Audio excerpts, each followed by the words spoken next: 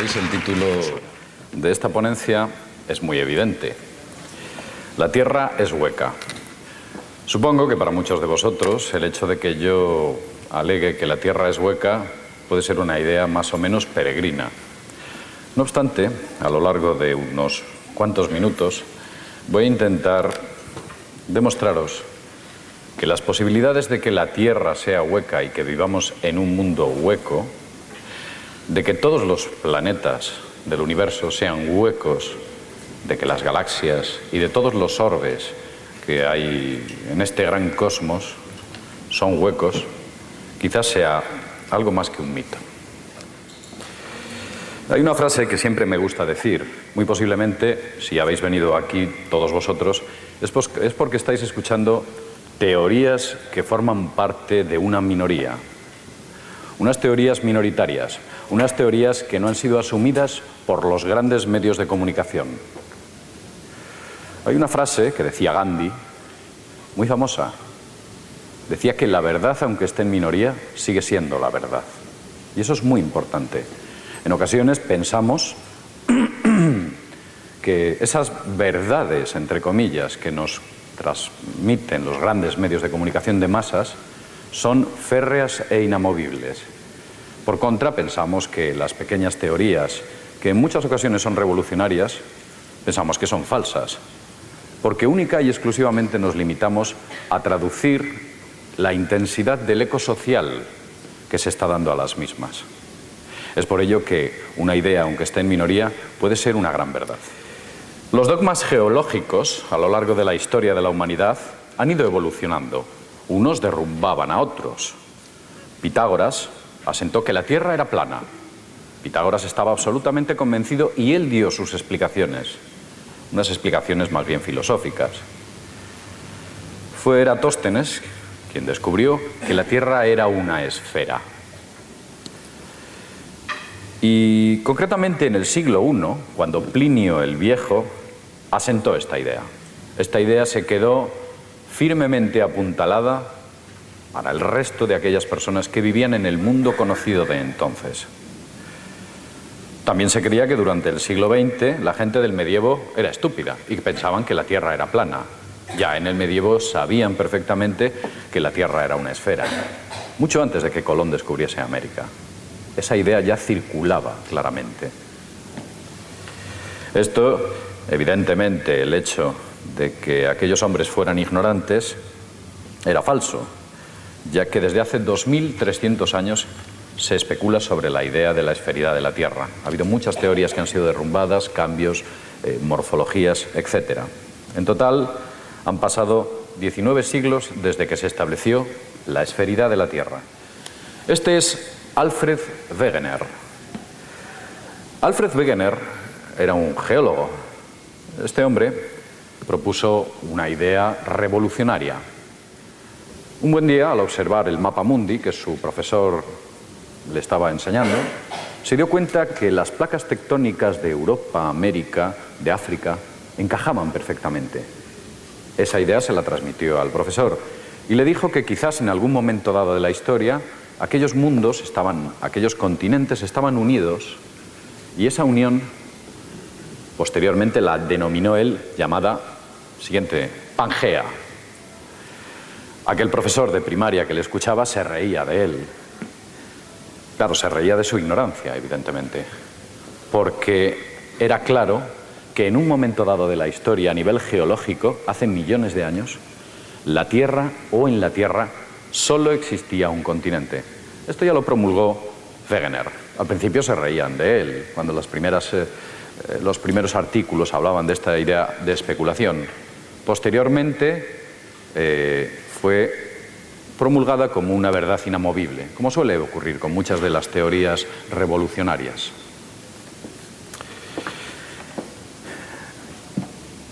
Decir que la Tierra es hueca es algo más que un atrevimiento, es una osadez.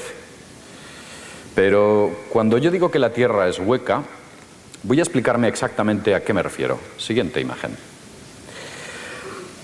Cuando yo digo que la Tierra es hueca, es que la geomorfología de la Tierra es semejante a una esfera hueca, una especie de pelota de tenis cortada por la mitad, y podríamos ver en esa sección a lo que me estoy refiriendo.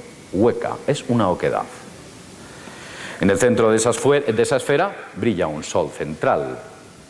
En la parte interior de esa esfera existen los mismos elementos geológicos y climáticos que en la parte exterior. Hay ríos, mares, continentes. Lo que no hay es noche. Eso no existe en la parte interior de la Tierra. Existen dos aperturas polares, una situada al norte y otra situada al sur. Están en ambos polos geográficos. Pasemos a la siguiente imagen.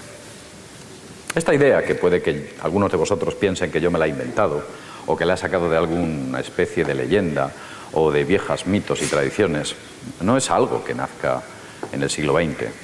Es una idea que importantes científicos ya proponían. Tenemos aquí a Kepler. Kepler fue un astrónomo, un gran matemático. En su libro Somnia, un libro bastante desconocido, él proponía y aseguraba que los astros y la luna debían ser huecos. Aquel hombre ya sabía e intuía que era imposible que los orbes fueran macizos. Este es Edmund Halley.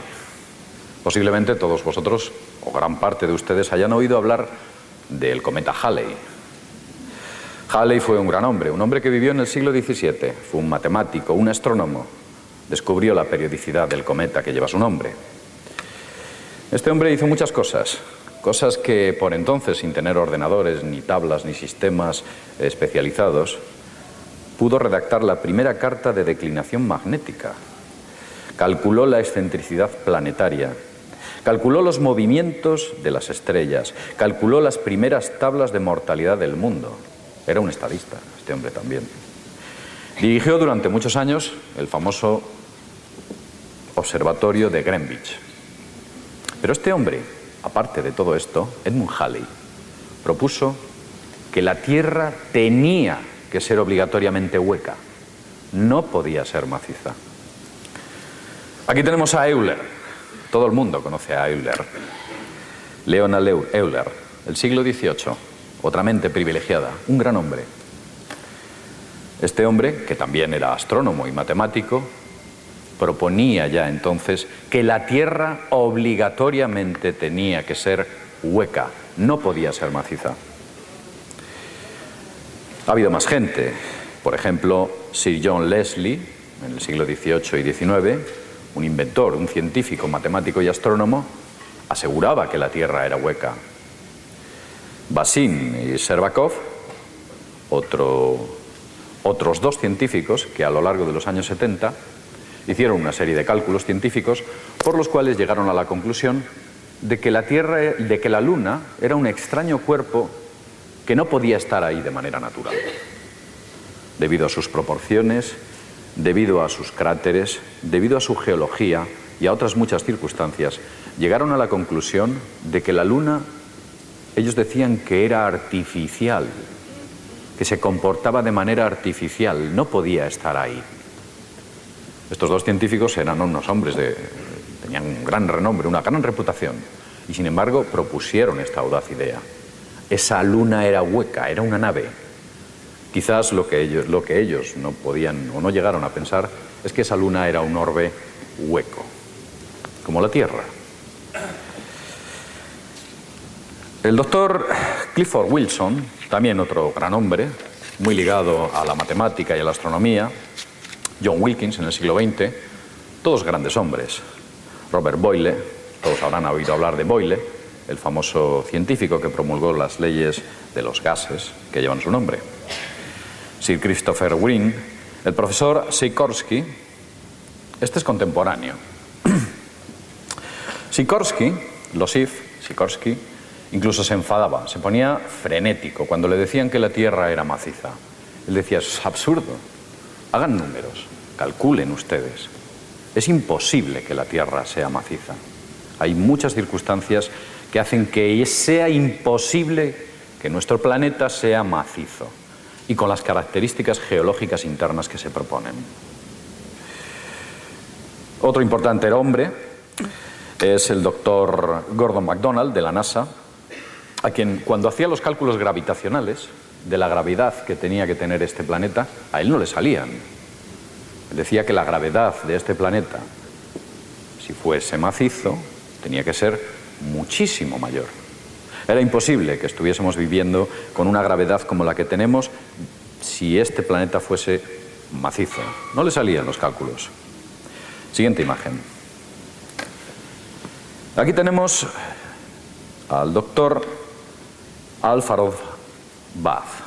Fue director del Instituto Smithsoniano, es toda una entidad dentro de los Estados Unidos, una entidad científica. Es el que tienen a ustedes a la derecha, a su derecha. Se tomaba muy en serio que la Tierra fuese hueca. De hecho, este hombre tenía una gran influencia dentro de la NASA. Hizo una fuerte presión para que NASA emprendiese una investigación sobre la oquedad de la Tierra en el año 1974. Aquellos estudios se llevaron a cabo, pero lo que no se dijo y se mantiene en el más absoluto secreto fue el resultado de aquellos estudios. NASA nunca los dio a conocer. Otro hombre, el doctor Sean Salomon, director del MIT, del Massachusetts Institute of Technology, es una especie de Everest de la ciencia universal, de la ciencia mundial. Él utilizaba una frase muy curiosa. Él decía que existe la pavorosa posibilidad de que la Tierra sea hueca. Y este hombre no era estúpido, de hecho no lo es, sigue viviendo. Sabía bien lo que estaba diciendo. Había hecho cálculos, números, y las cuentas tampoco le salían. Cuando hablamos de secretos y decimos que el doctor Albaz había emprendido aquella investigación, que NASA hizo esa investigación y que los documentos resultantes de aquel informe fueron clasificados como alto secreto, no estamos pensando que esto es una rareza, una cosa extraña. Los documentos de alto secreto son muy habituales en los países occidentales, los documentos llamados como clasificados. En Estados Unidos, que es el paraíso de los altos secretos, os voy a dar unos datos. Solo en el año 2001, se clasificaron 16 millones de documentos en un año. En la década de los 90, la clasificación fue ni nada más ni nada menos que de 200 millones de documentos. Un enorme volumen de documentación que posiblemente jamás lleguen a ver sus ojos y evidentemente los míos tampoco. En 1997, ese fue un buen año, clasificaron 27 millones de documentos. ¿Qué ocurrió aquel año? Hubo muchos secretos. Desde el final de la Segunda Guerra Mundial, en el año 1945, hasta la fecha actual, año 2010, solo Estados Unidos tiene la nada más y nada menos que cifra, nada despreciable, de 1.000 millones de documentos clasificados como alto secreto. Cuando nosotros vemos, escuchamos o leemos que tal o cual país ha desclasificado documentos, nos sentimos contentos y en ellos vemos, por ejemplo, informes ovnis, extrañas experiencias o investigaciones que se han llevado a cabo por parte del aparato militar, pensamos que estamos viviendo en un mundo en el cual la transparencia es absoluta. Nada más y nada menos que es una auténtica falsedad, ya que lo que nos están mostrando es una minúscula parte de lo que tienen. Y ojo, aquello que nos muestran está totalmente censurado. Seguramente que ustedes, muchos de vosotros, hayan visto documentos clasificados que se han mostrado al público. Son enormes tachones, hojas, incluso páginas enteras que están totalmente censuradas. Esa información jamás llegarán a verla a sus ojos. Y por supuesto esos 1.000 millones de documentos tampoco. Imagínense, solo en coger una impresora, en el año 2006, en coger una impresora, unos cartuchos de tinta y unas hojas, estos tipos se gastaron 8.200 millones de dólares en imprimirlos. La monstruosidad de información que almacenan. Y eso que se sepa. En este congreso estamos hablando de muchas cosas, cosas que no se oyen habitualmente. Estoy seguro que dentro de esos secretos hay muchas de esas cosas de las que aquí estamos hablando. Tal vez lo que nosotros pensamos que es ciencia ficción es superado por lo que hay ahí dentro. Ellos lo saben y saben que lo tienen que ocultar a sus ojos. Tal vez uno de ellos sea de lo que estamos hablando en este momento.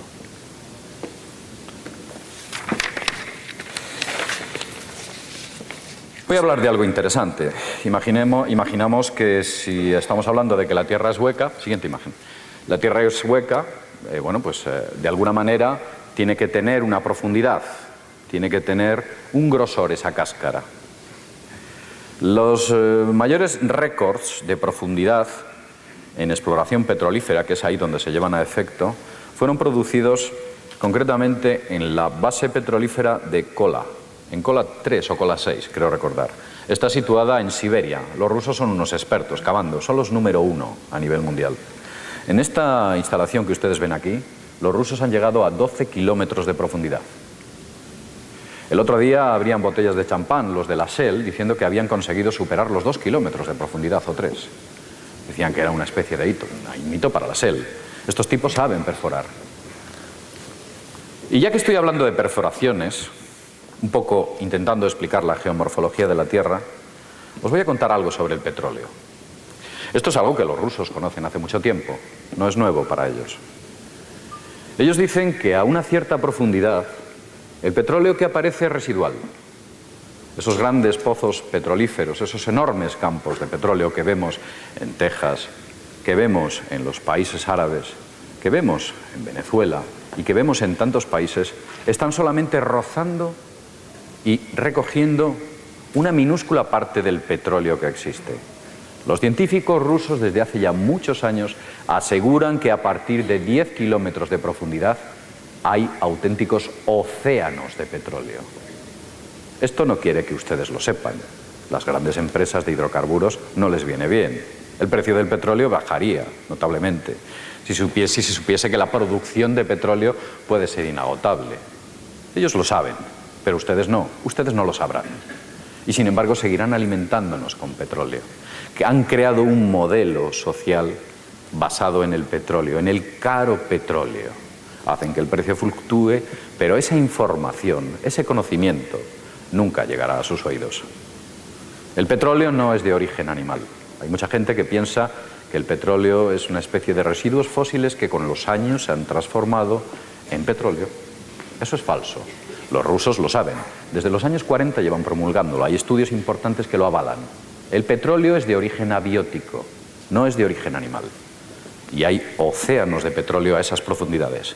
Esta estación lleva muchísimos años funcionando a un rendimiento increíble. 12 kilómetros de profundidad. Hay más pozos fuera de Rusia que han sido perforados. Por ejemplo, en Bodra, está en la India, tienen un pozo que se llama el pozo de Bodra, evidentemente. Ese pozo fue saboteado por la agencia, la CIA, por la Central de Inteligencia Americana, para que no siguieran extrayendo petróleo de allí. Ahí sacaban auténticos mares de petróleo. El precio se reducía bastante en la zona de Medio Oriente. También creo recordar que era Vietnam, hay un pozo que se llama el Pozo del Tigre, un pozo diseñado por rusos que está operando a entre 6 y 8 kilómetros de profundidad, que desde luego es inagotable. El petróleo que está dando es sencillamente inagotable. Y se pensaba que estaba muerto aquel pozo, pero cuando empezaron a perforar hacia abajo descubrieron que aquello no se acababa. Entonces nos damos cuenta que eso que nos están contando de la geomorfología de la Tierra y de cómo está compuesta quizás no sea tan cierto. Hay muchas cosas que nos ocultan, porque hay grandes intereses económicos. Y sobre esos intereses económicos hay otros que son sociales, pero quizás iríamos demasiado lejos si hablamos de ello.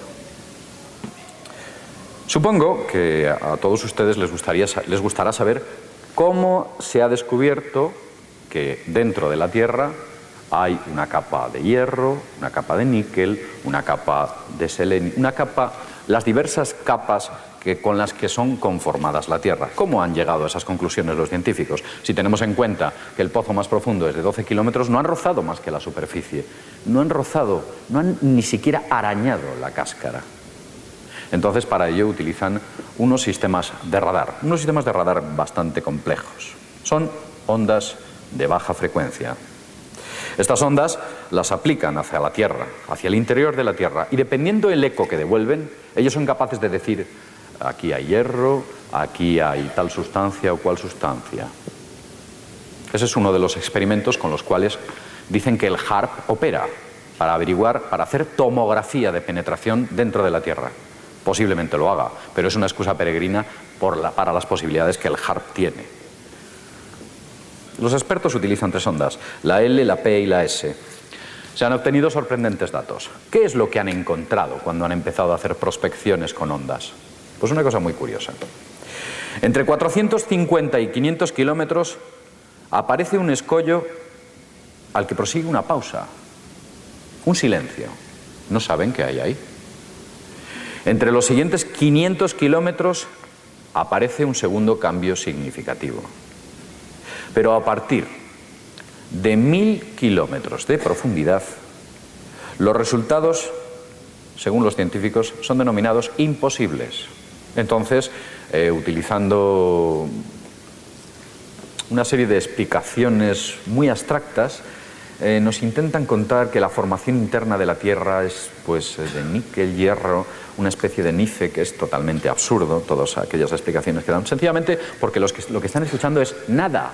No escuchan nada, no saben qué hay a partir de 1000 kilómetros, oyen ruido blanco, no oyen nada. Y entonces lo que nos cuentan son cosas que no tienen sentido, pero la ciencia oficial sabe encontrar sentido para muchas cosas. Y evidentemente, apuntalada con los medios de comunicación, son lo suficientemente fuertes como para convencer al resto de las sociedades. Con lo cual, ¿qué hay a partir de 1000 kilómetros? Tal vez nada. ¿O empieza ese mundo interior del que estamos haciendo referencia? Asimismo, hay otra cosa que es sencillamente alucinante. La ciencia dice que cada 30 metros de profundidad la temperatura aumenta 10 grados. Lo leo. Teniendo en cuenta que hasta el centro del planeta hay 6.500 kilómetros de profundidad, la cifra de temperatura en su centro supera los 220.000 grados. Una temperatura superior a la corteza solar. Eso no se lo cree nadie. Es absurdo. Y nos quieren convencer con el absurdo, como ocurre habitualmente. Ha habido bastantes estudios. Todos pensamos que la gravedad de la Tierra es homogénea. 9,8 metros por segundo en cada segundo en todo el planeta. Eso no es cierto. Ha habido estudios en los cuales se ha descubierto que la gravedad de la Tierra es variable. ¿Por qué en unos sitios la gravedad de la Tierra es mayor que en otros? ¿Por qué? En los océanos. Tal vez es que existen montañas al otro lado, tal vez es que la composición es variable, o tal vez es que la Tierra es hueca. Porque por eso existe esa diferencia gravitacional. Porque sencillamente no cuentan con los valores que da la geomorfología interna de la Tierra. La Tierra no es homogénea en su gravedad.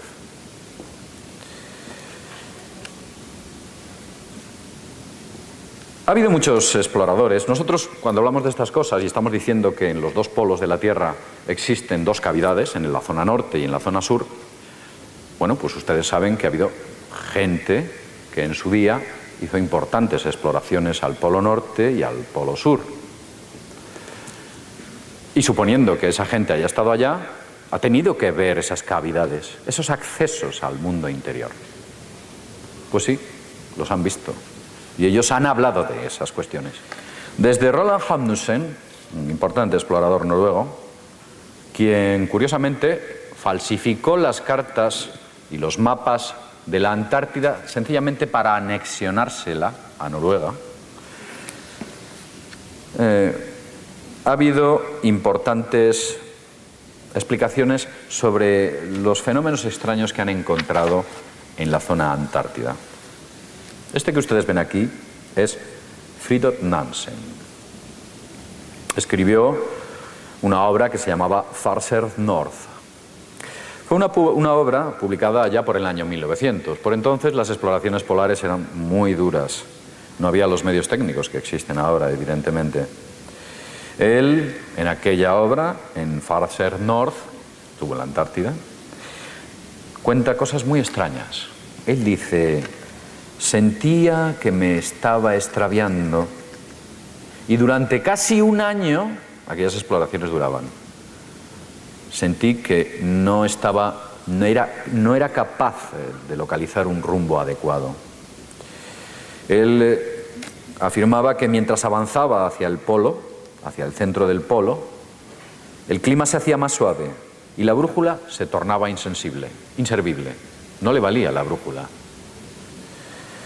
Encontró tormentas que arrastraban polvos de arena.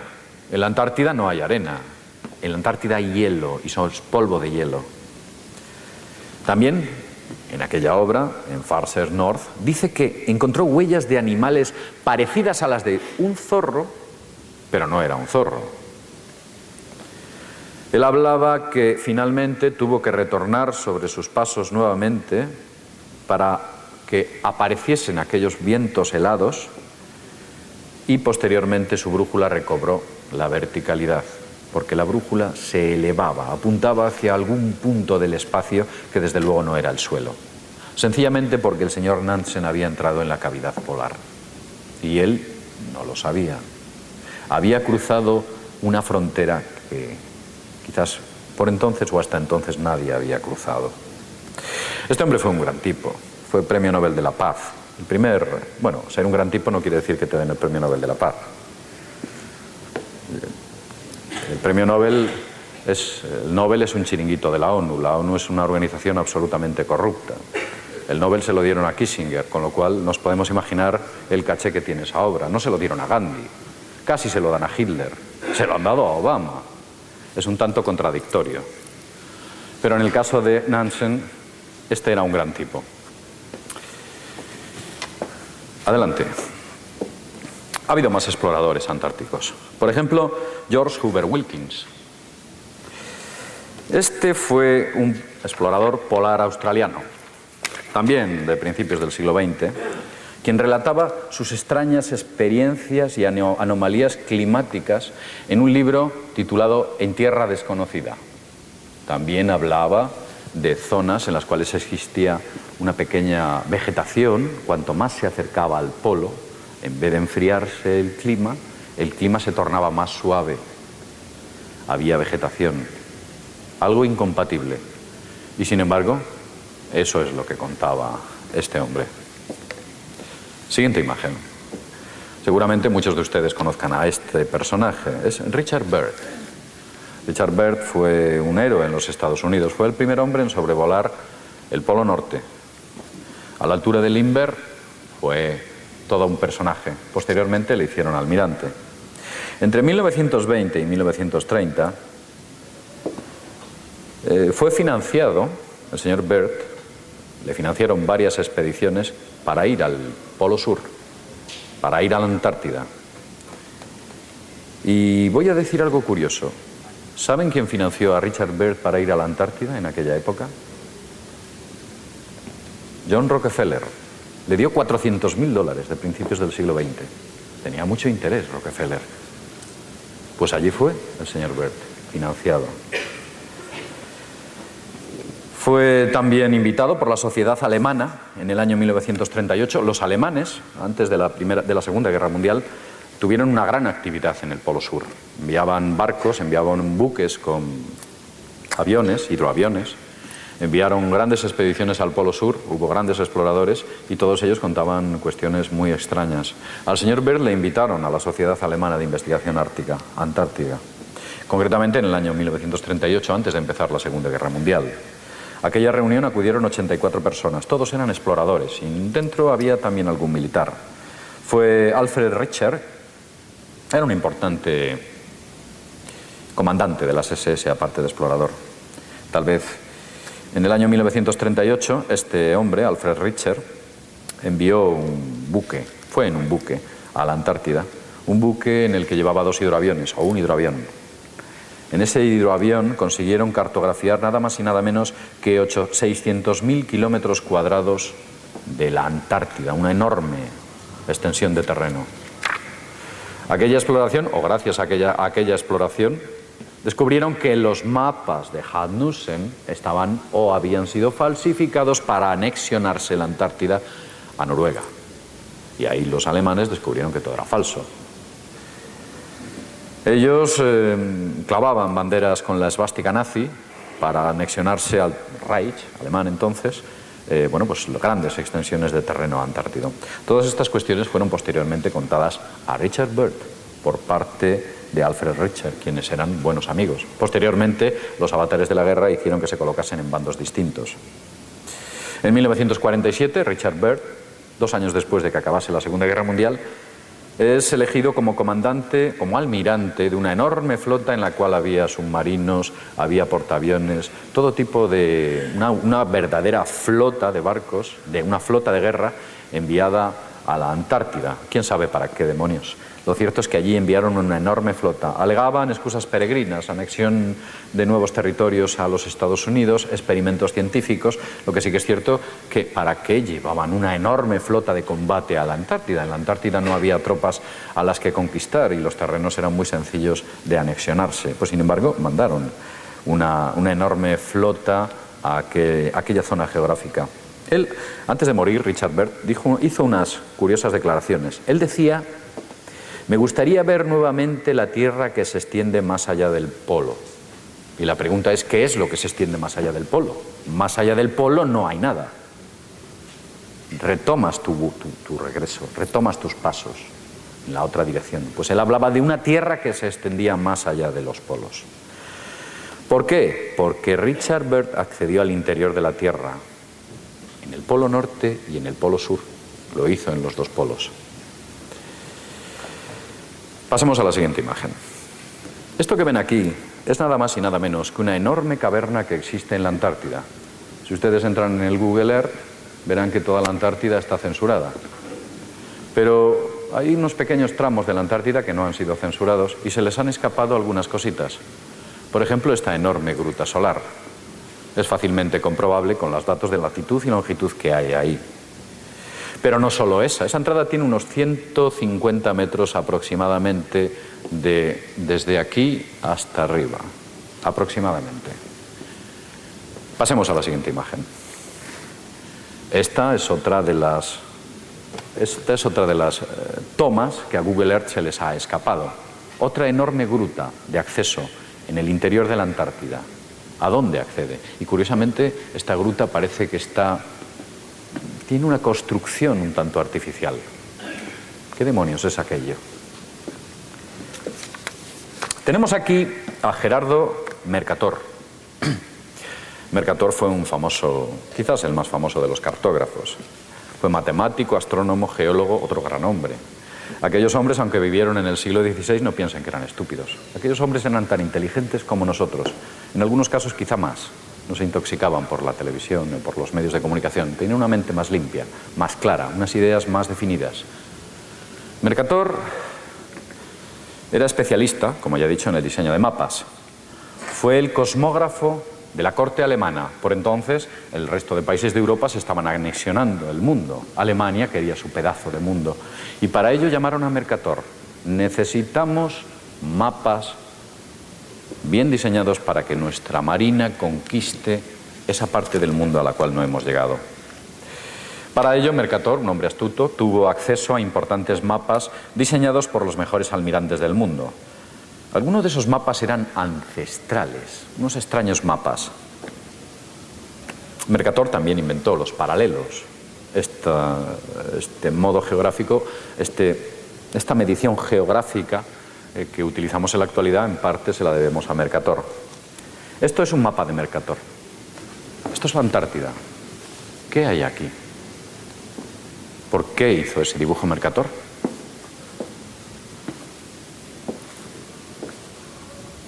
La Antártida libre de hielos y una cavidad central a un reino. Pasemos a la siguiente imagen. Esto es una aurora boreal. Todos ustedes habrán visto o oído hablar de las auroras boreales.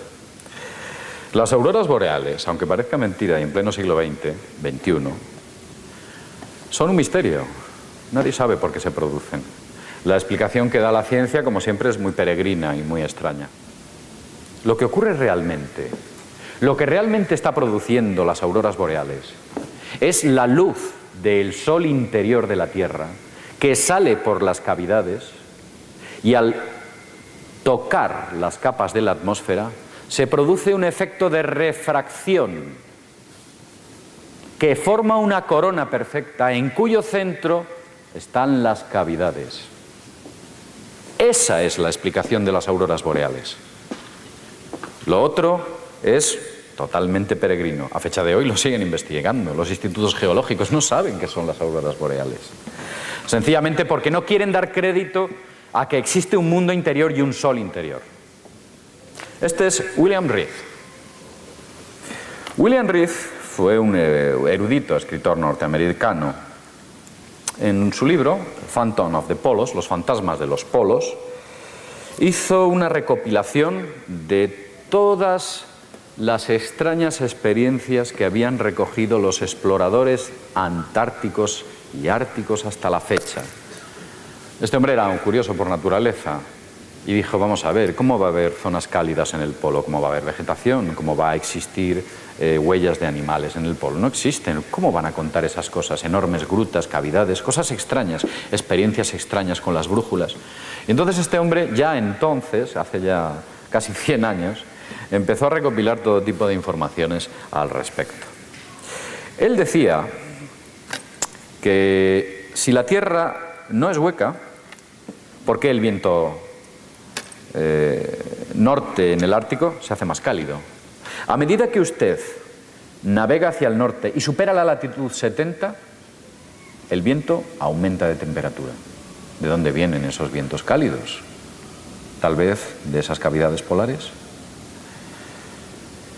¿Por qué hay vientos nortes cálidos más allá y en mar abierto a cientos de kilómetros del Polo Norte, allá por la latitud 82? Hay lagos cálidos.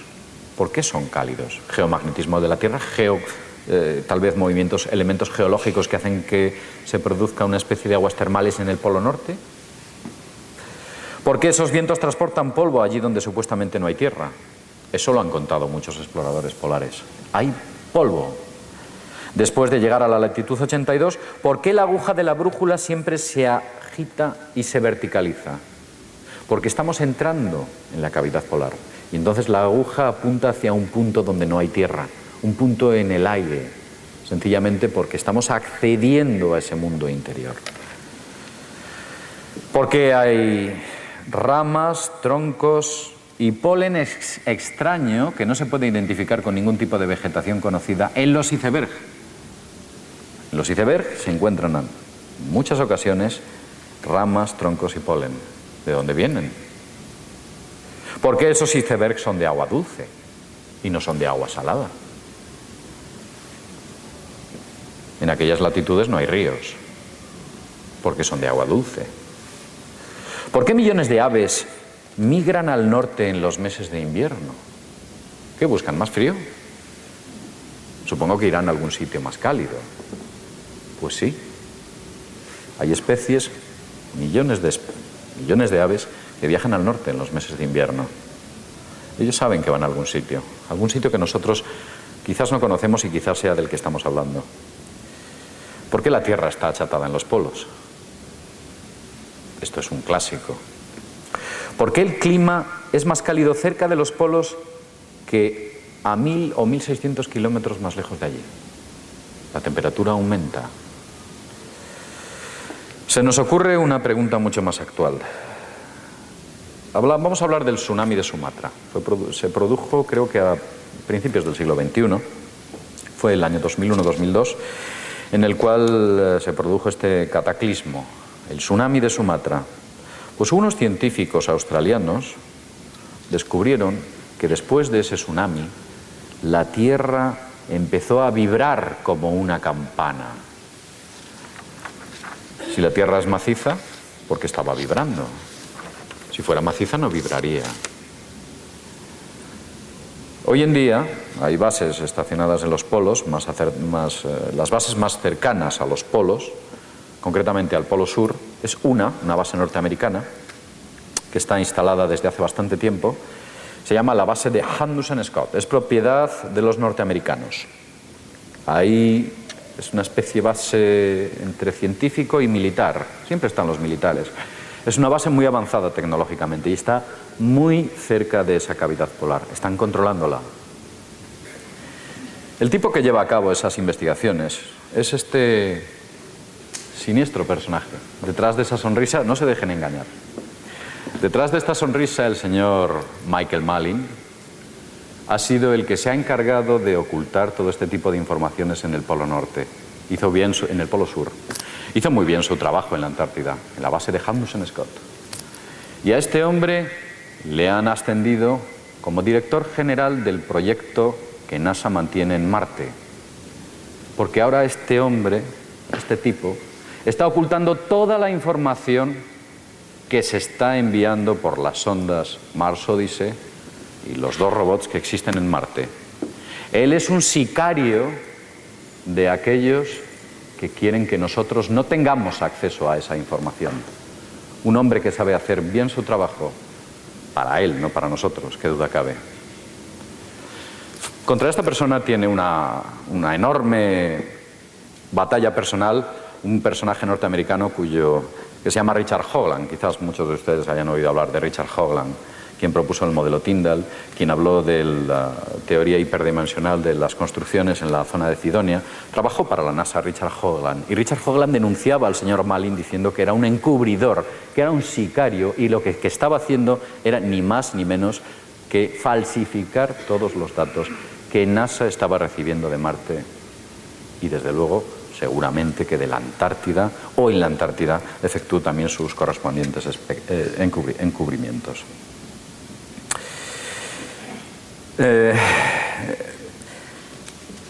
Hay una base española en la Antártida. Hay un buque, se llama el Hespérides, seguramente hayan oído ustedes hablar de él, y ustedes se preguntarán, bueno, nosotros también tenemos hombres en la Antártida, ¿por qué no hablan de lo que allí han visto? Bueno, os voy a dar un dato. La base de la Antártida, la base española en la Antártida, está situada a 3.000 kilómetros de la base norteamericana.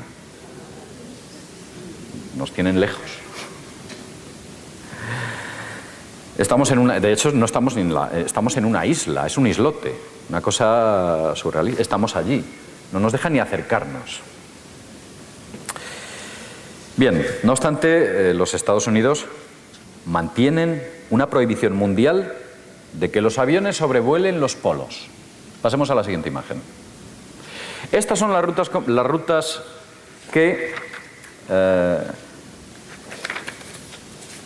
bueno, no solo los aviones, sino que los satélites artificiales. Estas son las rutas que los satélites artificiales siguen alrededor de la Tierra.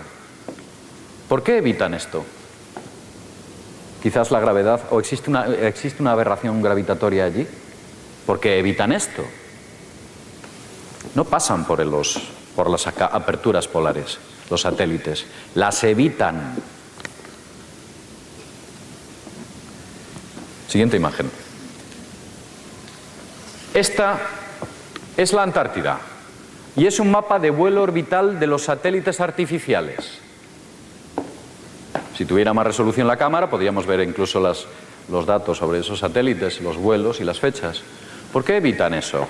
Porque no van por ahí. Tal vez es que hay una aberración magnética. ¿Qué aberración puede producir eso? ¿Quizás una apertura polar? Vamos a poner un vídeo. Es un vídeo en el que se ve, parece una toma aérea, posteriormente el zoom se revierte y se aprecian ciertos detalles. De esa cavidad que ustedes ven ahí, ese vórtice, se ve una especie de luz interior y un foco que sale. Vemos aquí una especie de antena y una ventana. Una ventana con unos detalles muy curiosos. Una tornillería, etc. Se pensó que era un fake, algo falso. Esta imagen no tenía sentido, alguien la había hecho con el ordenador. Pero había cosas extrañas en ella. Nadie pudo encontrar esa ventana. Todos pensaron que aquello era, pues sencillamente, una toma falsa. Había sido un intento de filtración de la NASA por alguien que quería gastarnos una broma a todos. Lo cierto, y ahora se ven más detalles de esa ventana, es que yo me puse a investigar qué tipo de objeto enviado al espacio por el hombre tenía esa ventana. Y hay uno que tiene esa ventana. La ventana a la que estoy haciendo referencia es esta. Desde esta ventana fue grabada. Y este es el transbordador Discovery, el único que tiene esta ventana. Los demás no la tienen. Pasemos a la siguiente imagen.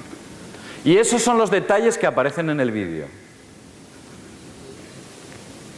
Esta imagen, la imagen que han visto anteriormente, tiene visos de verosimilitud. Yo no estoy afirmando nada, sencillamente estoy diciendo que tiene posibilidades de ser cierta. Continuemos. Claro, nosotros podemos pensar que esto ocurre en la Tierra y que no ocurre en otros sitios, pero al principio de esta ponencia les he estado comentando de que no solo la Tierra era hueca, sino que el resto de orbes eran huecos. Aquí tenemos una serie de imágenes de algunos de los planetas en los cuales se ve perfectamente cómo la luz del Sol interior es reflejada en las capas atmosféricas. Esto es Marte. Eso que ven ustedes abajo, ese brillo, no es el albedo reflexión de la luz del Sol de Marte, capacidad de reflexión. Eso es la luz interior que el Sol interior de Marte deja escapar por sus cavidades polares, que también las tiene. Continuemos las imágenes. Hay más filmaciones. Estas son fotografías de aficionados. Gente que, bueno, que con sus poderosos telescopios, con más o menos posibilidades, es capaz de efectuar estas fotografías, estas tomas. Continuemos. Pero no solo Marte. Estas son las auroras boreales de Saturno. ¿Qué es esa luz que emana Saturno? ¿Qué es eso que tiene Saturno aquí abajo? ¿Un incendio? No. Esto es la luz, la reflexión que produce la luz al salir por la cavidad polar sur. También tiene auroras polares Saturno. Continuemos. Esta es otra imagen en la cual se ve nítidamente. Continuemos. Esta es otra imagen fotografiada por la sonda Cassini, en la cual se ve claramente la aurora boreal de Marte, producida por los rayos que se escapan por la cavidad polar de Marte, no, de Saturno. Continuemos. Aquí tenemos a Júpiter, que también tiene el mismo efecto. Se produce el mismo efecto. Tiene sus auroras boreales porque del interior de la Tierra hueca de Júpiter también salen los rayos solares. Y aquí quizás se ven más claramente. Estas son fotografías de NASA. Continuemos. Aquí se ve claramente la luz que emana del Sol interior a través de las cavidades polares de Júpiter, en la zona sur y en la zona norte. Continuemos. Eso es Venus, con su aurora boreal, porque también Venus es hueco y tiene su Sol interior. Continuemos. Este es un zoom de Venus, en el cual se observa perfectamente que está saliendo la luz del Sol interior. Neptuno, que se ve claramente por dónde salen los rayos de ese Sol interior. Esto es Io, un satélite de Júpiter. Io. También los satélites tienen cavidades. La Luna también lo tiene. Lo que ocurre con la Luna es que el Sol interior de la Luna está muerto, está extinto, pero también es hueca y tiene un Sol interior. Esta es una extraña imagen. La NASA la fotografió no hace mucho. Y cuando le preguntaron a la NASA qué es eso, dijeron, pues no sabemos. Pasemos a la siguiente imagen. Y aquí vemos una secuencia. Fue en el año 2002. Una secuencia en la cual una estrella o un planeta es destruida por su vejez o por la rotación o por la diferencia gravitacional del mismo, es destruida y su corteza exterior es expulsada, y en la cual se ve perfectamente su Sol interior y las cavidades correspondientes. La NASA nos dice que esto no sabemos lo que es. Ellos saben lo que es, pero a ciertos niveles, claro. Ahí está clara y nítidamente, son imágenes del Hubble, clara y nítidamente el sol interior de esa estrella o ese planeta. Continuemos. La formación de una galaxia, los cuásares, los púlsar. El modelo se repite constantemente en el universo, en el cosmos. Continuemos. Otra más. Lo vemos claramente, cavidades polares, el centro, la formación en anillo, son huevos. Continuemos. Otra galaxia. Esto no es una imagen real, es una representación onírica de lo que podríamos denominar un púlsar. Otro más. Y ahora, posiblemente muchos de ustedes se pregunten si este conocimiento es nuevo o hay una especie de conocimiento ancestral perdido, acumulado en viejas leyendas que almacenen esta información y que nos las hayan transmitido desde hace quizás miles de años. La respuesta es sí, existe.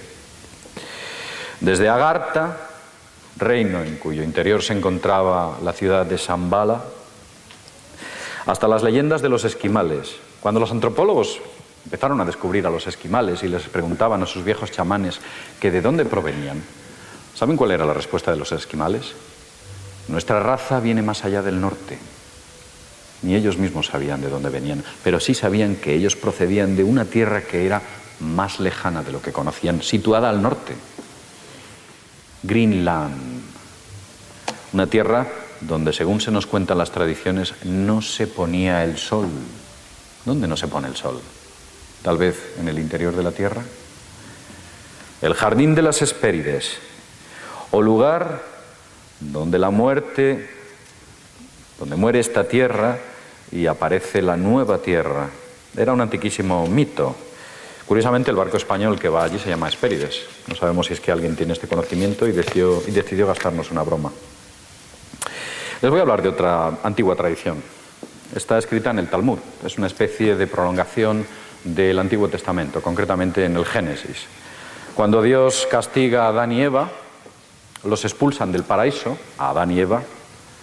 ¿Sabéis lo que le ocurrió a Adán y Eva? ¿Qué es lo que pone el Talmud? Ellos tenían miedo a la noche, porque venían de un sitio donde la noche no existía. Allí no había noche. Tal vez en el interior de la tierra. Hay muchas tradiciones que hablan de todo esto. También hay una antigua tradición escandinava en la cual habla de Thule o Hela, Thule. Es aquella tierra que estaba situada más allá. Y es una palabra anglosajona que proviene de Thule, Hela, Hel, infierno, aquello que hay debajo de la tierra, el cielo, infierno. Tal vez este tipo de juegos también nos lleven a algún sitio. Podemos ir al libro de Enoch, uno de los más antiquísimos libros que existen. En el libro de Enoch, cuenta Enoch que fue llevado por los Watchers, los vigilantes, a un profundo abismo en el que se extendían columnas de fuego celeste y no había firmamento y su profundidad era inconmensurable. ¿De qué estaba hablando Enoch? Podemos recorrer muchas tradiciones, seguramente que encontremos un paralelismo significativo con este profundo y antiguo conocimiento. Hay fotografías satélites, muchas de ellas han sido censuradas, todas han sido censuradas, en las cuales se alega que para esa censura, pasemos a la siguiente imagen, se alega que para esa censura, esta es del satélite ERAS, una censura en la cual posteriormente los científicos dijeron, no, bueno, es que esta es una zona opaca debido al movimiento de la rotación de la Tierra, hemos fotografiado y esta zona había una penumbra y la hemos tapado. Total, ¿para qué quieren ustedes saber lo que hay ahí? Pasemos de imagen. Esta es otra imagen fotografiada por satélite de la zona de la Antártida, también totalmente censurada. Pasemos de imagen. Otra más, se produce una extraña aberración en el ordenador y decide censurar una zona de la Antártida, otra, que se reproduce en el siguiente error. Pasemos a la siguiente. ¿Pero qué es esto? ¿Qué es lo que estamos viendo ahora? Estas fotos son de NASA. Y ustedes ven aquí cómo las nubes se estiran, se alargan y se dirigen a un punto. Pasemos a la siguiente imagen. Pasemos a la siguiente. Vemos cómo las nubes se dirigen hacia un punto. Pasemos a la siguiente. Y aquí se ve mucho más nítidamente, en la zona norte, Las nubes, las masas nubosas se dirigen o quizás salen de alguna zona que ha sido censurada. Continuemos. Aquí se ve más claramente las masas nubosas, como han sido aberradas, debido a que quizás salgan de ese mundo, esa cavidad, ese mundo interior. Pasemos a la siguiente imagen.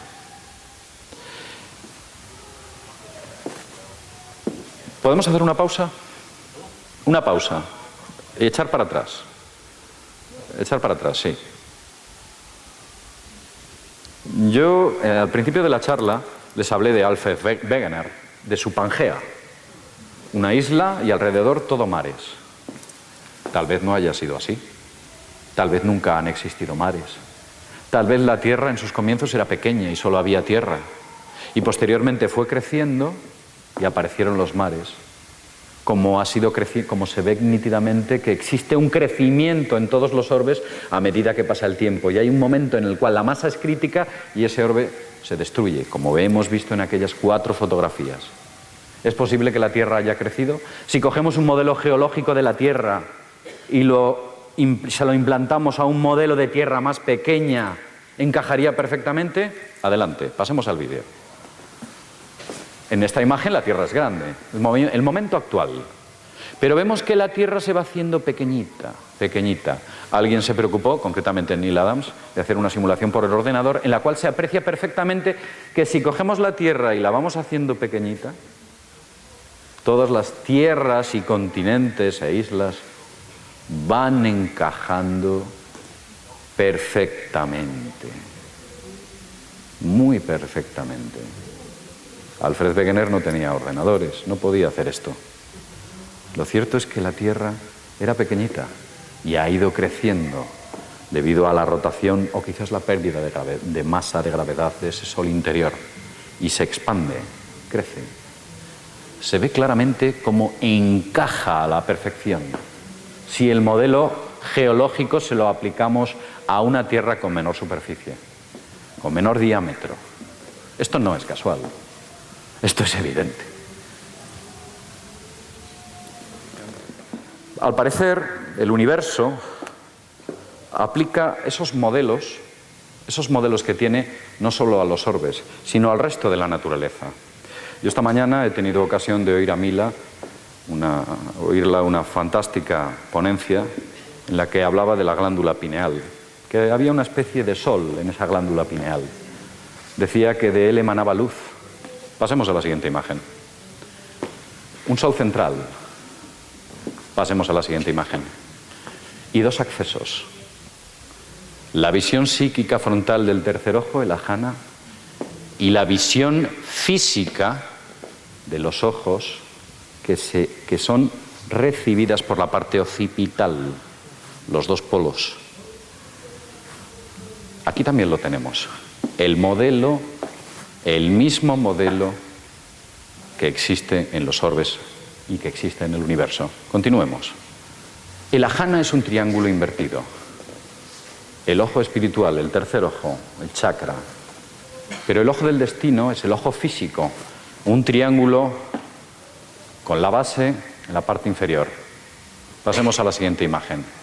Si unimos esos 2 triángulos, nos encontramos el ojo del destino y el ajna, nos encontramos la estrella de David.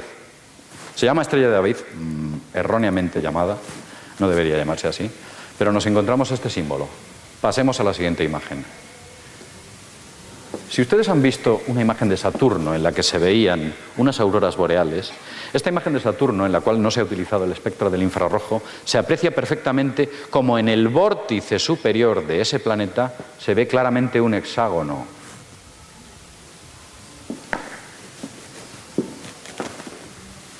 Pasemos a la siguiente imagen. Ahora se ve más nítidamente. Pasemos a la siguiente.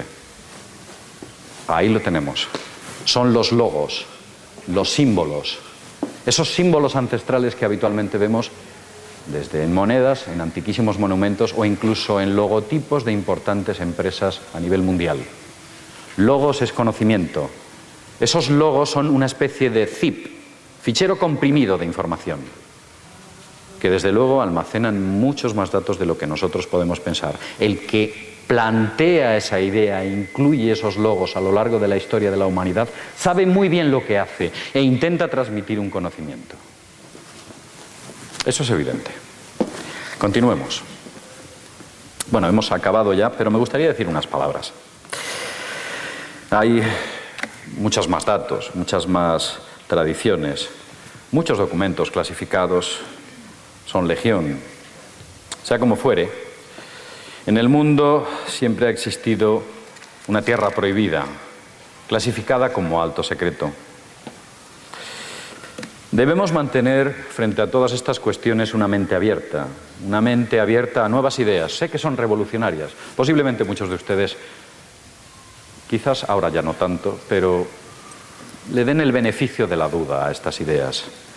Esa mente abierta nos permite ver la verdad, descubrir la verdad, y la verdad nos hará libres, qué duda cabe. Dicen que el que dice una mentira emprende una gran aventura, porque tiene que decir muchas más para sostener la primera. Desde luego, aquellos que están o que intentan ocultar estas informaciones son hombres poderosos. Son hombres que controlan todos los medios de comunicación, tienen todo el dinero, los recursos humanos, los medios técnicos, la más alta tecnología. Controlan absolutamente todo. Es una oligarquía que se remonta en la noche de los tiempos, pero quizás no sea el momento de hablar de ellos. Ellos están ahí. Y todas estas cosas, entre otras, nos ocultan en esos 1.000 millones de documentos. Como ya he dicho antes, quizás de lo que hemos estado hablando aquí se queda muy corto con respecto a lo que realmente ellos conocen. Y nada más, deciros que ha sido un placer estar con todos vosotros y muchas gracias.